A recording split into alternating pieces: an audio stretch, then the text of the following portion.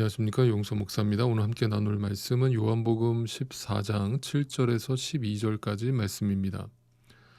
우리가 누군가에게 복음을 전하려고 할 때 보여주면 믿을게라는 대답을 들을 때가 종종 있습니다. 아마도 그렇게 대답하시는 분들은 자신이 뭔가 본다라고 하는 것에 대해서 굉장한 확신을 가지고 계신 것 같습니다. 그러나 실제로 우리 인간이 무언가를 본다라고 말할 때 그 본다라는 것이 사실과 다른 경우도 많고 또 정확하게 보지 못하는 경우도 많다라고 하는 사실을 잊어서는 안 됩니다. 실제로 인간의 눈으로 볼 수 있는 것보다는 볼 수 없는 것이 더 많습니다. 우리는 너무 작은 것은 볼 수 없으며 또 너무 큰 것도 볼 수 없습니다.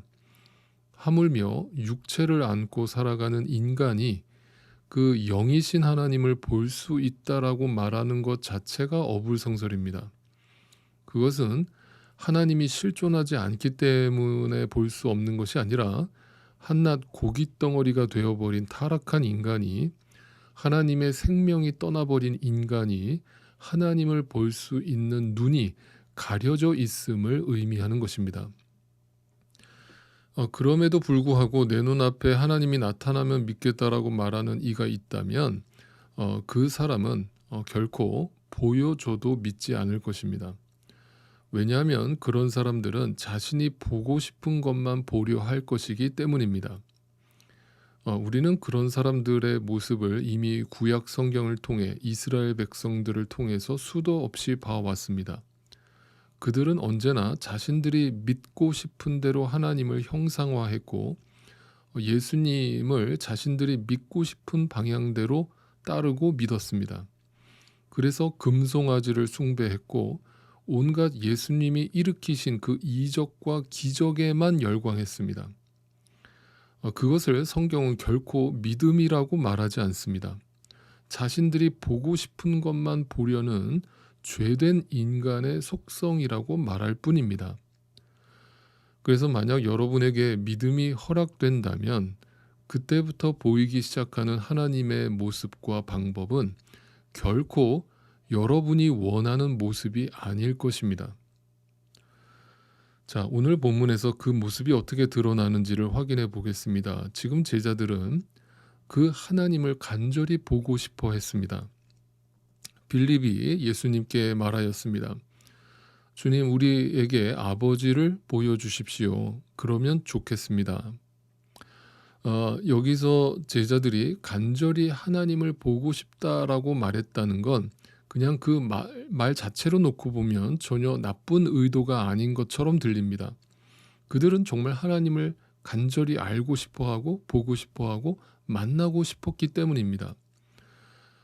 그런데 보통 죄된 인간이 그 스스로 하나님을 간절히 찾고자 할 때 이런 소망과 열망과 갈망을 갖게 되는 것이죠. 그런데 이런 열망과 갈망이 반드시 둘 중에 하나로 연결이 되고 끝이 납니다.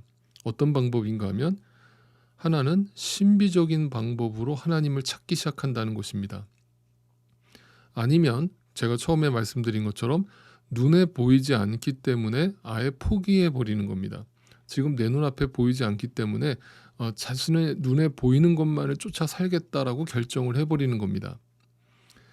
그러나 주님은 그 제자들에게 이 말씀에 대해서 그들을 너희에게 그런 정말 간절한 하나님을 찾고자 하는 소망이 있구나, 참 칭찬할 만하다라면서 그들을 칭찬하신 것이 아닙니다. 뭐라고 말씀하시는지 들어보시죠. 7절입니다.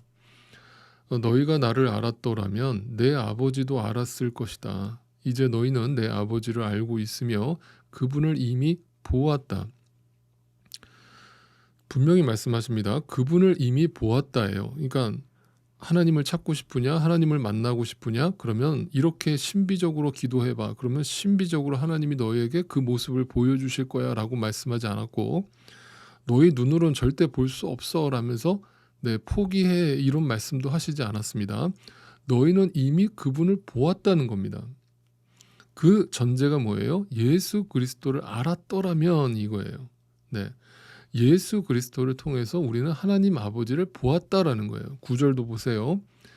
예수께서 대답하셨다. 빌립아, 내가 이렇게 오랫동안 너희와 함께 지냈는데도 너는 나를 알지 못하느냐?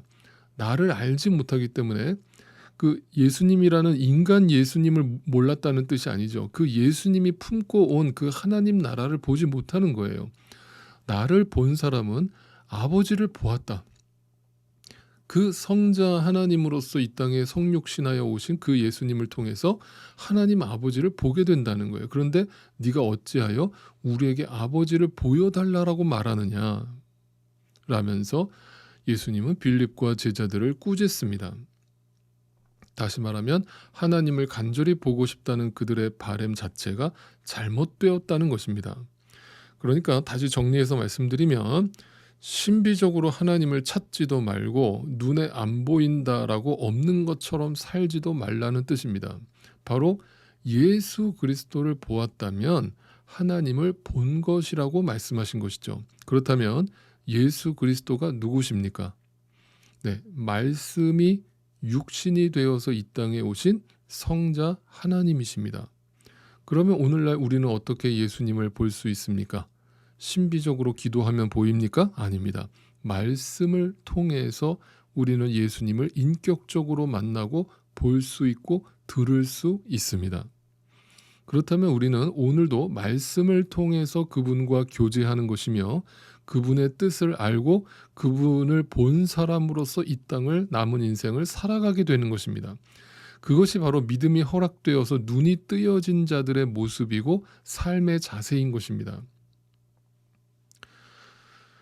그런데 정말 안타까운 사실은 오늘날 현대 교회가 정말 무언가 크게 착각하고 있는 것처럼 보이기 때문입니다. 그들이 주장하고 말하는 하나님은 성경이 말하는 하나님과 거리가 멉니다. 그들은 신비적인 방법으로 인간이 만들어낸 형상화된 신을 하나님이라고 믿고 있을 뿐입니다. 그래서 오늘날 교회들이 가르치는 하나님을 다른 종교에서 말하는 다른 그 신의 이름으로 대체만 하면, 이름만 바꾸면 전혀 어색함이 없이 일치하는 것을 보게 됩니다.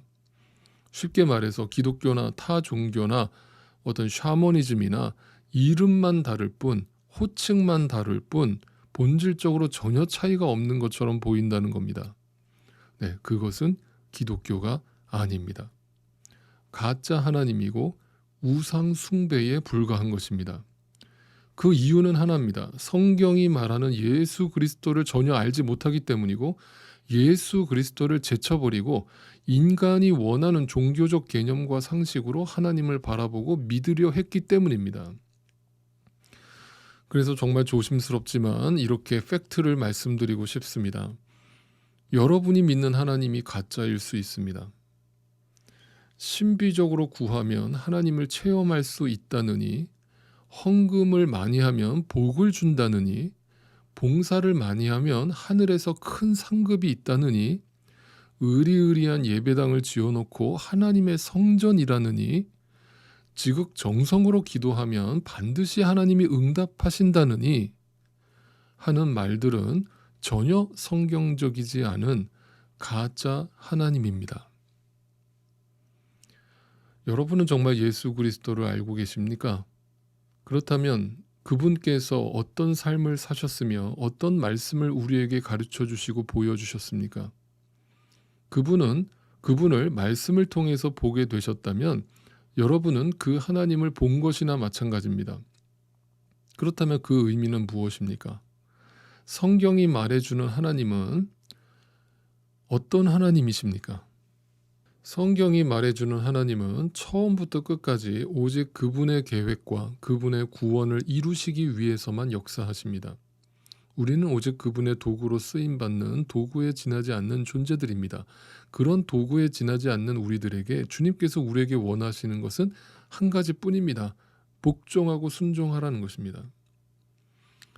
그러니 오늘도 묵상하고 기도하실 때 여러분이 만들어 놓은 제발 나라고 하는 그 우상에서 벗어나실 수 있기를 바랍니다. 오직 하나님 말씀 앞에 엎드리실 수 있기를 바라고 그 말씀에 복종하실 수 있기를 바랍니다. 예수 그리스도께서 아버지의 뜻에 복종하심으로써 아버지가 누구인가를 우리에게 보여주셨던 것처럼 우리가 그분의 뜻에 복종하여 살아갈 때 자연스럽게 내 옆에 있는 가족과 이웃들이 그 하나님 아버지를 보게 될 것이라고 분명히 믿습니다.